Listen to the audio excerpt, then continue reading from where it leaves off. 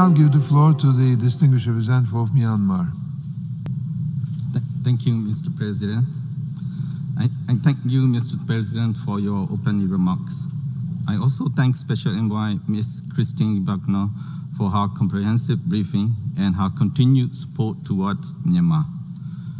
First and foremost, I would like to reaffirm that I am representing the NLD-led civilian government elected by the people of Myanmar. Right after the military coup, the committee representing Pirongsu Hluttaw, CRPH, was formed with members of parliament democratically elected by the people of Myanmar at the recently held free and fair general elections. In this regard, Mr. President, I am pleased to deliver the message of the CRPH at this august body. I quote, Mr. President, Excellencies and distinguished delegates, the committee representing Pirongsu Hluttaw CRPH is the legitimate and duly elected government of Myanmar and must be recognized by the international community as such. The CRPH represents 380 members of parliament elected in general election held on 8 November 2020. Thus, the members of CRPH are mandated by the people of Myanmar to represent the democratic will of the people and carry out the duties in accordance with the Constitution of the Republic of the Union of Myanmar. On 1st February 2021, the Commander-in-Chief of the military unjustly seized the sovereign power of the state by staging the coup d'etat in contravention of the 2008 Constitution. The people of Myanmar from all walks of life are unanimously opposing such unlawful actions of the military. All actions taken by the military in violation of the 2008 Constitution to remove the democratically elected government by force and State Administration Council emerge from such unlawful actions are ordained and constitutional. Therefore, the illegal and unconstitutional military coup does not revoke the legitimate authority entrusted upon the CRPH by the people of Myanmar. Both the United Nations Charter and Universal Declarations of Human Rights recognize the self-determination and democratic form of government. In this regard, the legitimacy of CRPH is in line with the international laws and norms. Over the decades, the military ruthlessly deployed brutal techniques to oppress the people from all walks of life in Myanmar. Especially, the military used unspeakable violent methods such as forecast strategies to attack the ethnic minorities in the border areas, and this action no doubt amount to war crime and crimes against humanity. At the same time, the military never refrains from using violence against the people who are protesting the illegitimate military regime on the streets.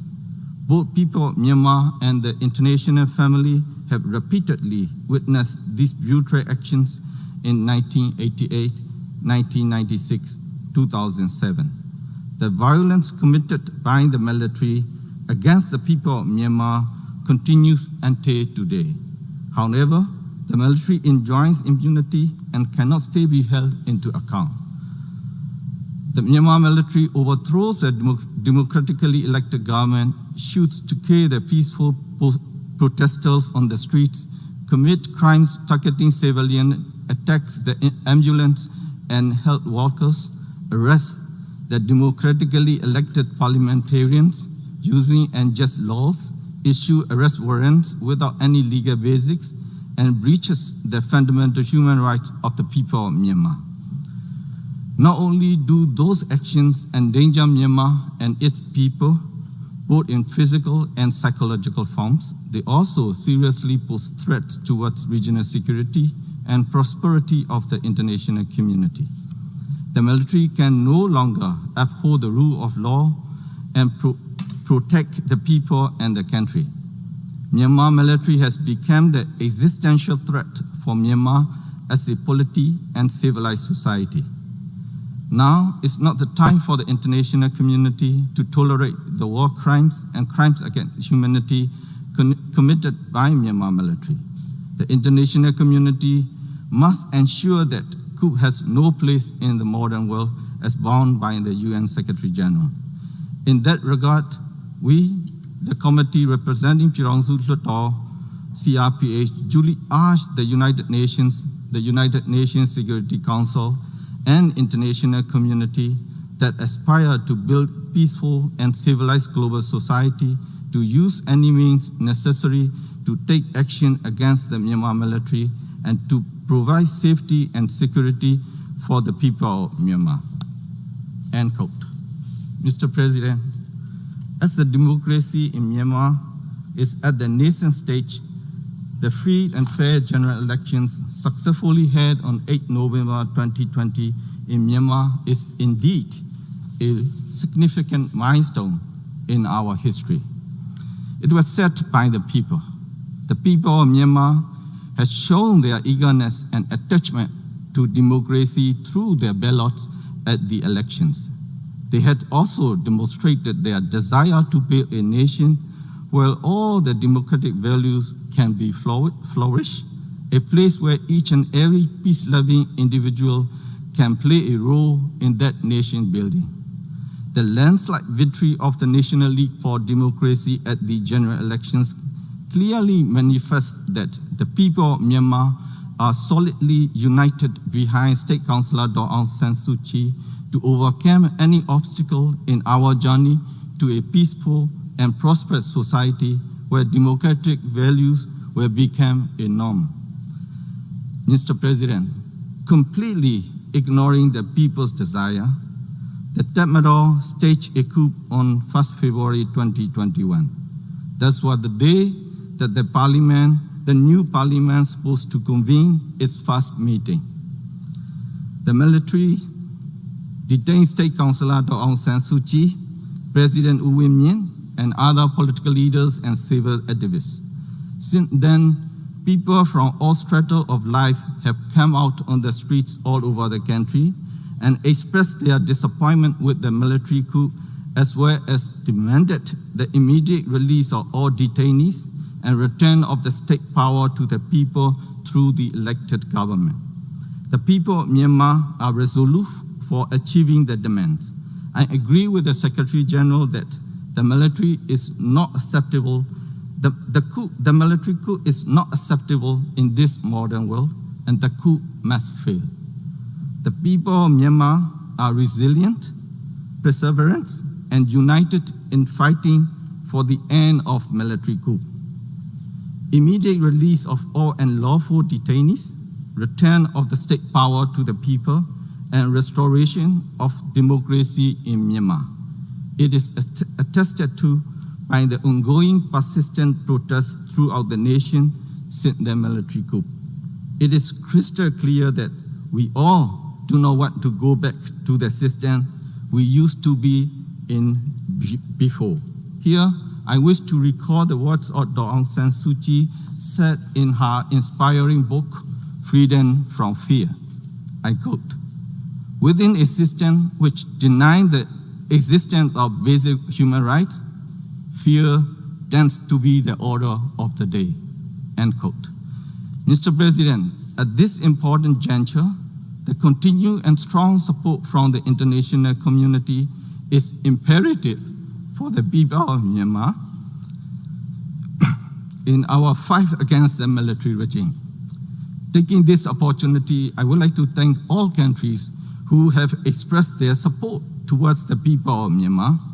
I also thank the Secretary General, Special Envoy, and the Special Reporter on Myanmar for their support. But the people of Myanmar still feel helpless. Mr. President, Excellencies, in addition to the existing support, we need further strongest possible action from the international community to immediately end the military coup, to stop oppressing the innocent people, to return the state power to the people, and to restore the democracy. As such, I would like to appeal all member states and the United Nations as follows. 1. Issue public statements to strongly condemn the military coup. 2. Do not recognize by any means the State Administration Council, and the military regime. 3.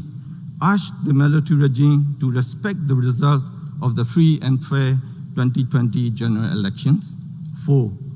Do not cooperate with the military and take the return of the state power to the people through the elected government. 5. Take all stronger possible measures to stop the violent and brutal acts committed by the security forces against peaceful demonstrators and end the military coup immediately. And 6. Support the CRPH. In conclusion, Mr. President, we will continue to fight for a government which is of the people, by the people, for the people. The people and the NLD-led government will double our efforts to make the country a democratic federal union. I wish to request the international community to extend their continued support in this regard. Mr. President, I believe that our fellow Myanmar people inside and outside the country are following this meeting via webcast with high interest.